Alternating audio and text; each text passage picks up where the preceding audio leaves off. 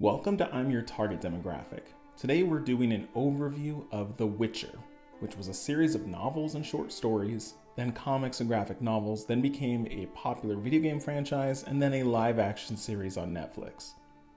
This is a superficial look, ideal for people who might be contemplating diving into this world, not for longtime fans. So let's start at the beginning.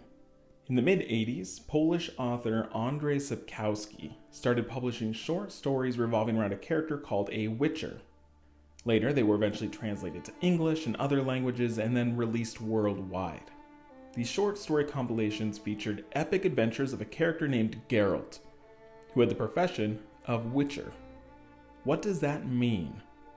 In this fantasy world, a Witcher is a warrior mutated to slay monsters. They have enhanced strength and speed, eyes that can see in the dark, and other abilities that a normal human in this world wouldn't. They're rare, wandering the world and taking contracts to kill monsters in exchange for coin. Most of their emotions have been nearly eliminated, making them perfect soldiers to kill these monsters. You might recognize a Witcher because they carry two swords, one made of steel to fight humans and one made of silver, much more effective against monsters, to whom silver is incredibly deadly. Witchers can also use simple magic, usually spells cast with a quick gesture that can do things like light a fire or cause a wave of energy to push back enemies. Following the success of the short stories, Sapkowski then wrote long-form novels about Geralt, with a much stronger through line involving political intrigue and warring nations, all across this fictional landscape called the continent. There are other notable characters that appear across all these mediums, including the sorceress Yennefer, with whom Geralt becomes romantically entangled, and a young girl named Ciri, a princess with magical abilities that needs training to use them.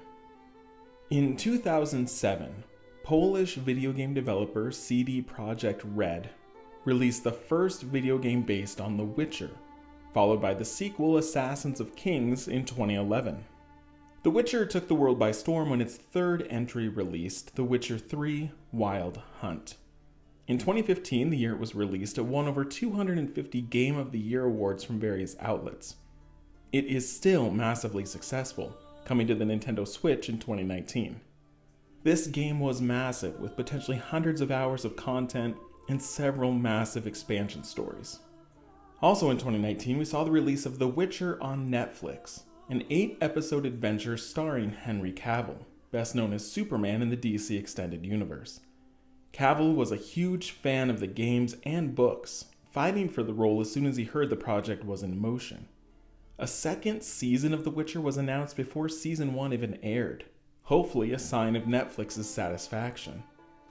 So some of you might be here because you're interested in diving into the show, and you want a bit of a primer. There's only one tidbit that I think would be useful before you begin that maybe the show didn't do a stellar job of explaining. This is not a spoiler, so don't worry. The stories told in the television series, focusing on our 3 lead characters, are told in 3 different times. The sorceress Yennefer is the first tale, taking place decades before we meet Geralt. 10 years might pass in between episodes for her, as she learns and hones her magic abilities. Then we have Geralt's story, which I think takes a few dozen years. And lastly, we have the princess Ciri, whose city is attacked in the opening episode of the series. So this attack is actually years and years and years later than the story of Geralt, although the stories are told in parallel. So you might see a character die in the quote-unquote present in Ciri's story, but then see that character 10 years earlier in Geralt's story. The city that was razed to the ground shows up episodes later, prosperous and untouched. Eventually, these stories all catch up to the same time, but there are some episodes that can be really complicated if you're not catching the hints. Now, some people ask, do you need to read the stories or play the games to appreciate the Netflix show? No, but I'd venture to say your interest in the show might trigger you to go back and read the books, or check out Wild Hunt.